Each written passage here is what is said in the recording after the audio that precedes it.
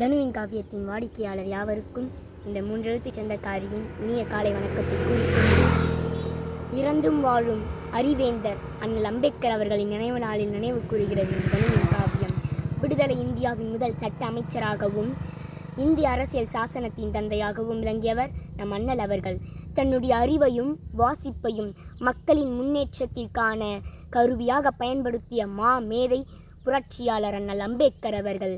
ஒரு லட்சியத்தை மேற்கொள்ளுங்கள், அதை அடையும் வரை முயற்சித்து அதில் வெற்றி காணுங்கள் எனவும், வெற்றியோ தோல்வியோ எதுவாயினும் கடமையை செய்வோம், யார் பாராட்டினாலும் பாராட்டாவிட்டாலும் கவலை வேண்டாம், நமது திறமையும் நேர்மையும் ஒரு நாள் வெளியாகும் போது பகைவனும் நம்மை மதிக்க செய்வான் என்று சொன்னவர் நம் சரித்திர நாயகர் அண்ணல் அம்பேத்கர் அவர்கள்.